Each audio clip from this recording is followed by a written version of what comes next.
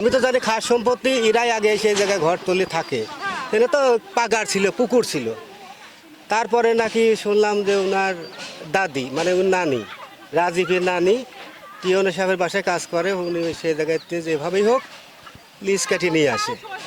Lease কাটিয়ে নিয়ে এসে ওরা বলে যে এই জমি আমারে। তো জমি যখন উনারে হয়ে গেছে, লিজ যেহেতু কাটিয়ে ফেলছে, তখন তো জমি তাদেরই। তো কী করা যায়, তো এই জমিটা অর্ধেক তোমরা নাও, টাকা দাও। তো টাকা দিয়েছিল, অর্ধেক টাকা দেওয়ার পরে ওই সময় তা তো 25-26 তো অবশ্যই বেশি দিন হয়।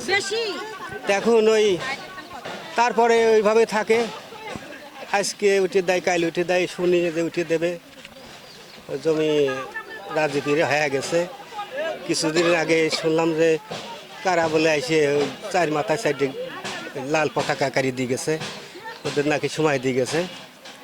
তারপরে এইভাবে রয়েছে থাকার পরে এখন ওরা যে কিনলো জমিটা, যে ওকে কিনলো বা ওরা টাকা নিল, তাহলে সে বিষয় কি?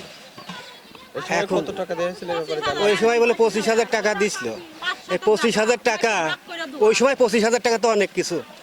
এখন তো মানে হয় 2-3 লাখ টাকা যে কাজ করে, ওই সময় 25,000 টাকায় অনেক কিছু পাওয়া যেত। ওই সময় টাকা নিল, আবার তারপরে কোর্টের রায় নিয়ে আসলে, রায় নিয়ে আসতে পারে হয়তো এক তরফা রায় নিয়ে আসে, কিন্তু সরকার তো ভূমিহীনদের বাড়ি ঘাড়ি করে দিচ্ছে এখন।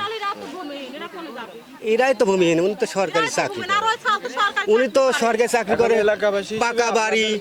উনি ইচ্ছা করলে পরে অন্য জায়গায় জমি কিনে বিল্ডিং করতে পারবে, কিন্তু এরা কোথায় যাবে? এদিকে কে দেখবে? এই দেখে আমরা বাংলাদেশ স্বাধীন করলাম নাকি আবার নতুন করে? এইভাবেই বাংলাদেশ স্বাধীন চলবে।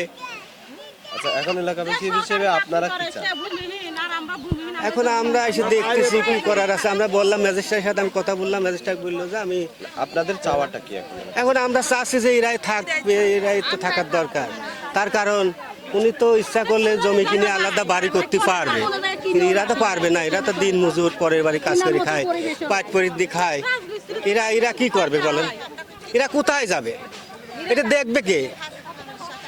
এই যে শুনতেছি বাংলাদেশ স্বাধীন হয়েছে, ছাত্ররা জীবন দিল, হাজার হাজার ছাত্র জীবন দিল, এই কি রকম স্বাধীন হইলো?